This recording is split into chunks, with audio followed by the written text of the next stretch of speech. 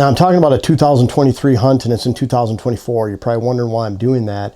And we looked at it like we did so many strategy videos based on hunting Pennsylvania land and public land in Pennsylvania in 2023. We kind of thought that it was almost like, you know, why do the whole hunt video? But we found a lot of people a lot of you guys really enjoy this. So I just wanted to set the table real quick. It's the first time I could take Dylan and Jen out there.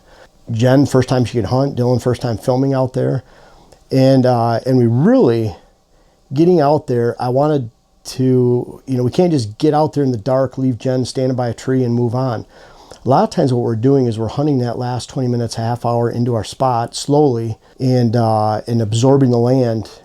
It's taking in, if there's people in certain places, we'll move to plan B, plan C. And that's what we did in 2023, that first day. The goal was to get up to the top in somewhat shooting light right around there, and then hunt a long finger into where we're going to drop Jen off and then ultimately me off, and depending on where we saw hunters or not. And it happened to be in 2023, we didn't see any hunters for 2 days. So got up to the top and we got to the spot we're going to drop Jen off, and this is well into daybreak. Saw some bear sign on the way in, some rubs and scrapes. It was pretty cool. We always get in the second rut this time of year, end of November after Thanksgiving. And so we had an enjoyable sit. We had an enjoyable time. Jen saw like 7 or 8 does. I don't know. She didn't have any bucks go by. We saw a couple does. And when we left Jen in her spot, this is her first time. She's hunted since she's been 12. Shot her first deer, I think, when she was 13. She gutted her first deer when she was 13. And so she's had a lot of experience. She's hunted in Saskatchewan, Alberta, mule deer, whitetails, Minnesota, Wisconsin. She has a lot of experience. She shot a lot of deer, but this is the first time big woods by herself, public land. And when we left her, I don't think she'd mind me saying she had a tear in her eye, kind of like hard to get any cell service. We found you can text back and forth. We're able to even call a little bit here and there. But leaving her in the middle of nowhere that took us an hour and 45 minutes to get to, we went in the long way so we could hunt, maybe even close to 2 hours, and leaving her and just dropping her off and saying, well, we'll see you later. See you at dark, we'll come through, was a little intimidating for her. And she ended up really enjoying the sit. And you know, you're enjoying some of the sights and sounds for this sit, and we'll let those play out.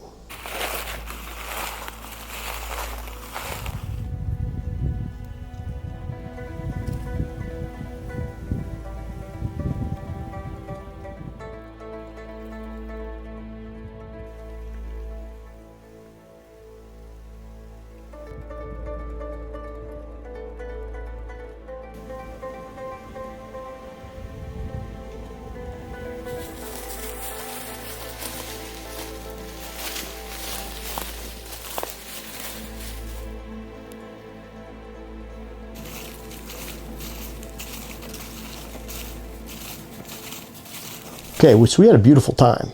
I honed in exactly where I want to sit, and this is why we don't get up there in the dark and just say, oh, we're going to go into the dark here, and then you just stand there and wait till it gets light, and then you have to start moving around knowing exactly where you want to be.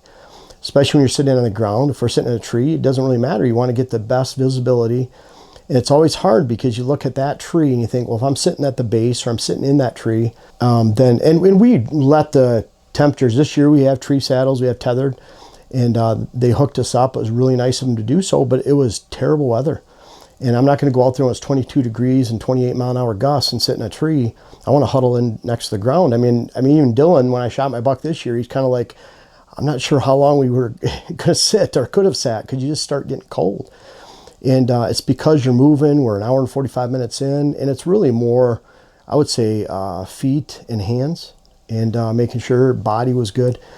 But anyways, that first day we enjoyed really narrowing down exactly where we're going to sit.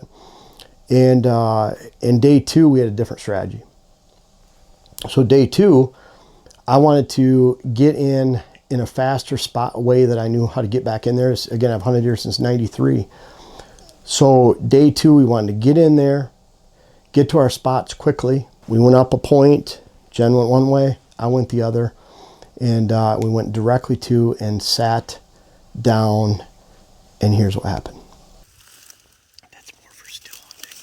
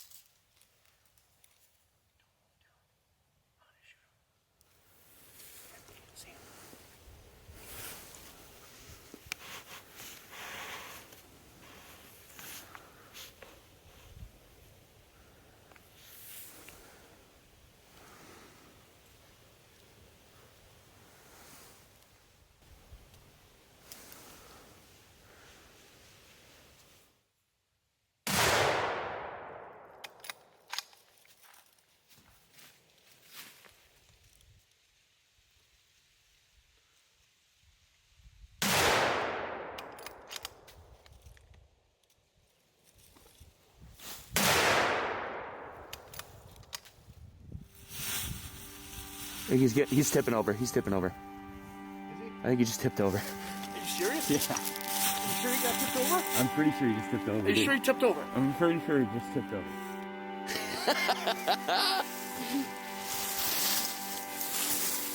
Dylan, we did it, buddy. Yeah, we did it. That was awesome, man. I think you hit him like 3 times. Oh my God. Did you hear him coming? Oh, I didn't hear a thing. I just heard you move. I'm like, Something going on? yeah. No, I was definitely a person or a deer. Really? Hell yeah. Of all the places we connect on. Yeah. Well, just shot one. Dylan's been sitting behind me filming, and we came in different this morning. This is a place that I've shot about 15 bucks, 16 bucks, oh, now 17 or so since 1993, and it's a big area. Jen and Dylan and I came in a different way. She went one way, we went the other. We're about 600 yards apart, so the shots got to her. We can barely text each other, but he came in on a bench behind me, and I heard something. I got up, spun around real quick to get ready, and sure enough, he was the shooter. And you know, different standards here, obviously, on public land PA. And I mean, shot this buck, and Dylan and I have sat so many times together, and to finally get one like this on public land together is really, really special. It's a special place to me, and to share it with Jen and Dylan and shoot this buck, it's hard to express. So, but we haven't even gone over to the buck. I sat back down in the chair, and we're just enjoying it.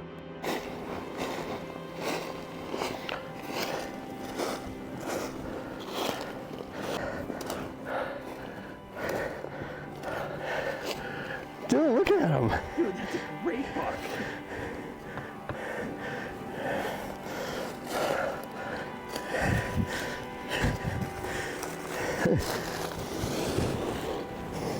Are you kidding me?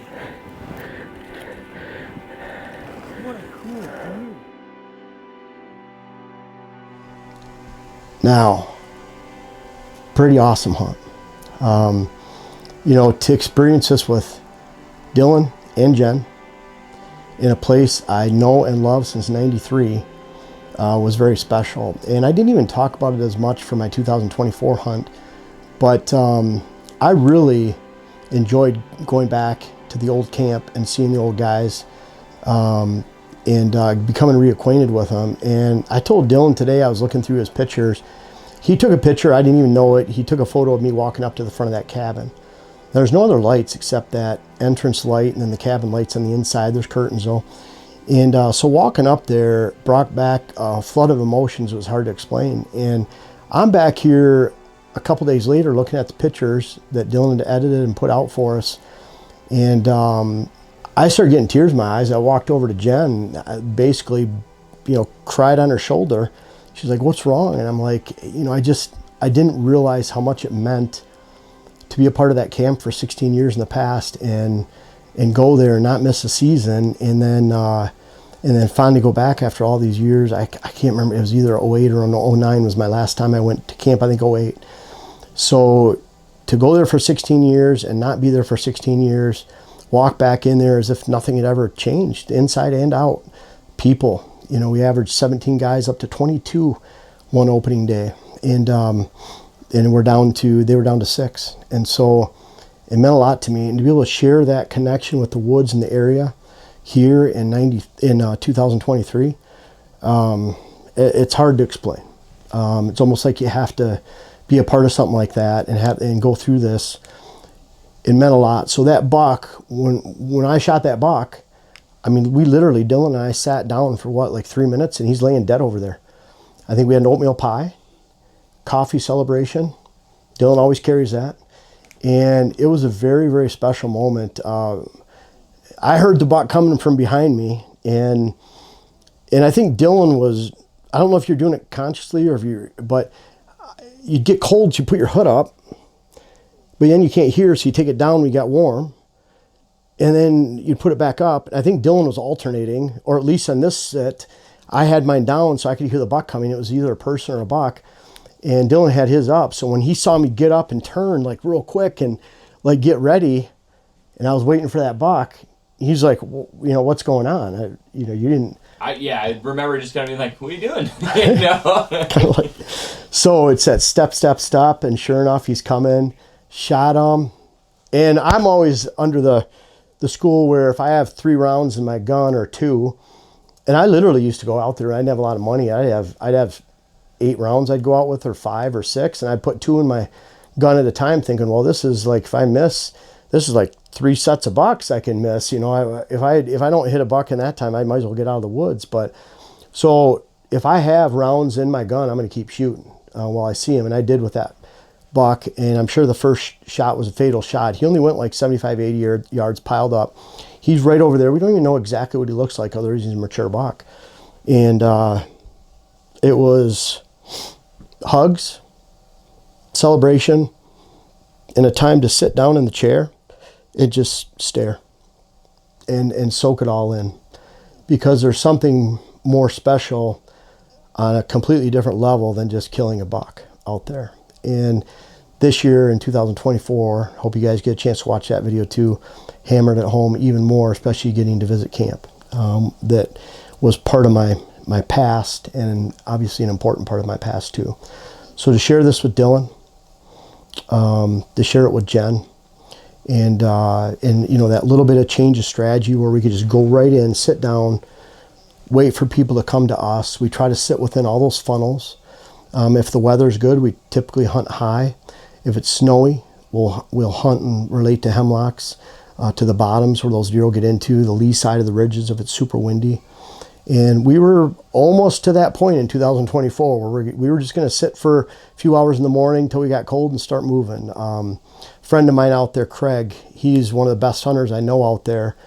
And that's one of his tactics. He's got his tried and true spots, but he'll sit till he gets cold. And this year he said, I don't know if I was going to make it past 9. And he, out of the 6 guys in camp, he was the one that had the big mature 8-point, of course. And, you know, from that point on, we would have probably moved. We would have gone to the lee sides. We would have watched some benches down below, above the hemlock line. Strategy would have changed a little bit. But similar strategy. We just changed our entrance, got in a lot quicker. We got in actually a little bit earlier. And we still were walking to the spot, because I want to walk into my spot daybreak a little bit. I want to be able to shoot. And I know still hunting enough. Still hunting, it is more of an art. You got to learn where you can move quick and when you have to slow down. A lot of times when you're slowing down is when you can start to have visibility. So you'll walk to a small hump and you'll look over real slow. And a lot of times deer are standing 50 yards away. They won't even know you're watching, because you're just poking your head up and you're using a big tree. You walk into a big tree or a cluster of trees that block your view. So you're sneaking through that woods as if someone had a gun waiting for you and you didn't want to get shot. You're using the lay of the land. You're using blocks of timber to walk behind. And even when you look at the benches, we're looking down below. You're taking a peek over, but you have a big giant hemlock or white pine or oak right beside you to block your view looking down. So you're really trying to be sneaky. And there's times where you move fast. So still hunting doesn't mean that you move this slow the entire time.